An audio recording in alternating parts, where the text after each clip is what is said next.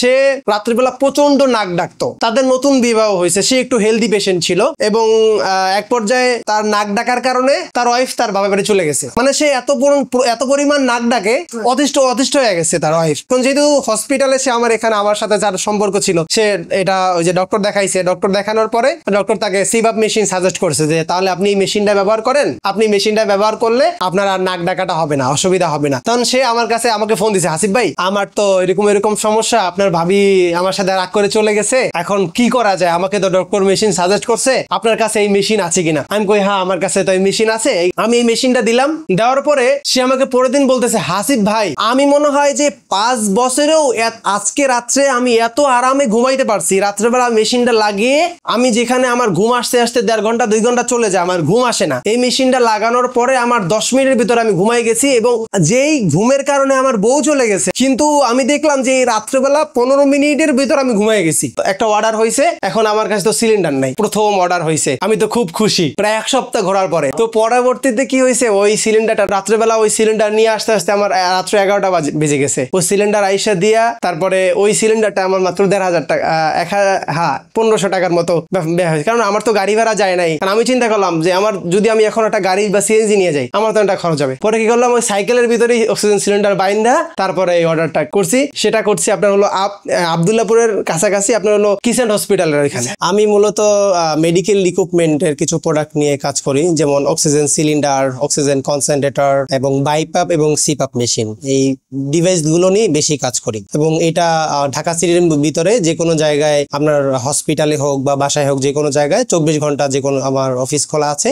আমরা সব জায়গায় মানে যে কোনো সময়, আপনি ধরেন রাত্র 2টা বাজে যদি কল দেন যে ভাই আমার পেশেন্টের জন্য অক্সিজেন প্রয়োজন, তো সেক্ষেত্রে আমরা আপনাকে ম্যাক্সিমাম ধরেন 45 মিনিটের ভিতরে আপনার বাসায় একদম হোম ডেলিভারি করে দেই। মেডিকেল মার্টটা শুরু হয় আসলে 2022-এর জানুয়ারি মাসে। আমি বের হই, চিন্তা করি যে আমি একটা মেডিকেল ইকুইপমেন্টের কাজ করব, যেহেতু আমার আম্মা 2014 সালে মারা যায় এবং আম্মাকে নিয়ে অনেক দৌড়াদৌড়ি করছিলাম আপনার হৃদরোগ হসপিটাল, ঢাকা মেডিকেল হসপিটাল। তখন আমি ছোট ছিলাম, তো তখন থেকে আমার ইচ্ছা ছিল যে না, আমি আসলে মানুষের জন্য কাজ করব, মানুষের, যেহেতু আমার আম্মা যেই কষ্টগুলো করে গেছে, আমি তখন ওই বিষয়গুলা আমি বুঝতে পারছি যে না, আমি যদি আসলে এই সাপোর্ট এখন পাইতাম, তখন আমার আম্মার হয়তো বা একটু কষ্ট কম হইতো। আম্মা যখন মারা যায় তখন তো 2014-র দিকে ছিল, এই কনসেন্ট্রেটর বা এরকম অ্যাভেলেবেল এগুলা ছিল না, হসপিটাল ছাড়া অক্সিজেন পাওয়া যেত না। যেমন এখন চাইলেই কেউ তার বাসায় একদম full ICU setup, BiPAP machine, CPAP machine, oxygen concentrator, মানে সে যদি চায় যে না আমি এখন হসপিটালে রাখবো না, আমি বাসায় আইসিইউ সেটআপ করতে চাই, ডক্টর ব্যতীত সব ধরনের ইকুইপমেন্ট তার বাসায় একদম ফুল আইসিইউ সেটআপ করে দেওয়া সম্ভব, সেটা আমরা পারবো। যখনই একজন পেশেন্টের কাছে অক্সিজেন সিলিন্ডার বা মেশিন নিয়ে যায়, তখন মনে হয় যে না, সে তার জীবন ফিরে পেল। যেমন দেখা যায় এই রোগীগুলা অক্সিজেন ছাড়া একদমই থাকতে পারে না, তাদের অক্সিজেন সবসময় দিয়ে রাখতে হয়। অক্সিজেন ছাড়া রাখলে তার মনে হয় দম বন্ধ হয়ে যায়, সে এখনই মারা যাবে। সে আমাদেরকে মনে হয় মানে আল্লাহ তাআলার পরে দ্বিতীয় যে আমরা তার মানে আমাদের কারণে তার জীবনটা বাঁচলো, এরকম একটা তার অনুভূতি যে সে প্রকাশ করে কৃতজ্ঞতার রাজে, যখন সে স্বীকার করে, মানে এটার যে শান্তি, যদি আপনি এই লাইনে কাজ না করেন, আপনি এটা কখনো বোঝা সম্ভবই না। আমার কাজিনকে ফোন দিলাম, কাজিনকে বললাম যে এরকম ভাইয়ার সাথে রাগ করে চলে আসছি, এখন কি করব, এখন তো মানে কিছু খুঁজে পাচ্ছি না, কিছু তো একটা করতে হবে। ভাইয়া বললো তাহলে আমার কাছে একটা ডিউটি আছে, শুধু রাত্রেবেলা থাকতে হবে রোগীর সাথে, আর কোনো কাজ নাই। রাত্রেবেলা 8টার দিকে যাবি, রোগীর ওষুধ খাওয়াবি, তার মশা টানে দিবি, রোগীর সাথে শুধু থাকবি রাত্রেবেলা। এটা হলো হোম কেয়ার, মানে আপনার অসুস্থ রোগী দেখাশোনা করার জন্য, ধরেন আপনার বাসায় একজন রোগী আছে, মানে তাকে ঠিকভাবে ওষুধ খাওয়ানো বা তার টেক কেয়ার করার জন্য একটা লোক দরকার। তো ওইটা করলাম, যে সারা রাত ওইখানে ওই চাকরিটা শুরু করলাম। আর ভাইয়ের একটা সাইকেল ছিল, তো ও ভাইকে বললাম তাহলে ভাইয়া কাজ করা যায়, আর যেহেতু আমি ব্যবসা করার চিন্তা ভাবনা করতেছি, আমি নাইট ডিউটি মানে কেয়ার গিভার নাইট ডিউটি করবো, আর দিনের বেলা আপনার সাইকেলটা দিবেন, আমি বিভিন্ন জায়গায় মার্কেটিং করবো। সাইকেল নিয়ে বের হওয়ার উদ্দেশ্য হচ্ছে যে আমাকে তো কাজ খুঁজতে হবে, আমি তো আসলে চাকরি আর করবো না, ভাইয়ের এখান থেকে যেহেতু বের হয়েছে আমার ব্যবসা করতে হবে, এবং এই লাইনে মেডিকেল ইকুইপমেন্টের এই লাইনেই ব্যবসা করতে হবে। সারাদিন বিভিন্ন জায়গায় বিভিন্ন হসপিটালে যাইতাম, গিয়া বিভিন্ন রোগীদের সাথে কথা বলতাম, হসপিটালের সাথে কথা বলতাম যে ভাইয়া কোনো কিছু লাগে কিনা, যে ভাই অক্সিজেন লাগে কিনা রোগীদের জন্য।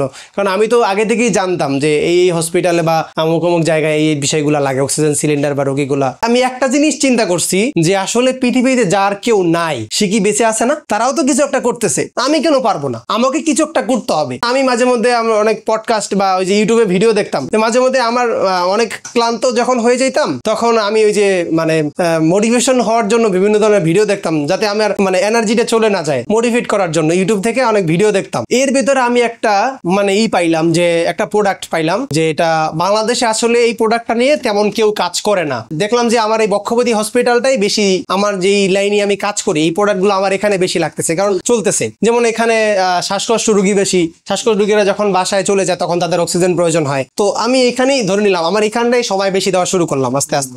যখন পেশেন্টরা মোটামুটি একটু সুস্থ হয়, দেন ডক্টররা তাদেরকে সাজেস্ট করে যে আপনার হচ্ছে এই বাইপাপ মেশিন বলে, বাইপাপ মেশিন, যেটা হলো কার্বন ডাই অক্সাইড বের করে। তখন এই মেশিনগুলো তারা কিনে নিয়ে যেতে হয় বাসায়। একটা মেশিনের দাম 40,000 50,000 টাকা এরকম, আর উপরে 2 লাখ 2.5 লাখ টাকা পর্যন্ত মেশিন আছে। যতদিন বাঁচে ততদিন ব্যবহার করে। এবং দেখা যায় অধিকাংশ সময় একটা পেশেন্ট, ধরেন 10 জন পেশেন্ট যদি আইসিইউ থেকে বের হয়ে যায়, তার ভিতরে দেখেন 2 4 5 জন হয়তো 2-3 মাসের ভিতরে 6 মাসের ভিতরে মারা যায়। যেমন একটা মেশিনের দাম 50,000 60,000 80,000 1 লাখ 1.5 লাখ 2 লাখ টাকা পর্যন্ত মেশিন আছে না। এই মেশিন দেওয়ার তাদের কাজ মানে প্রয়োজন নাই।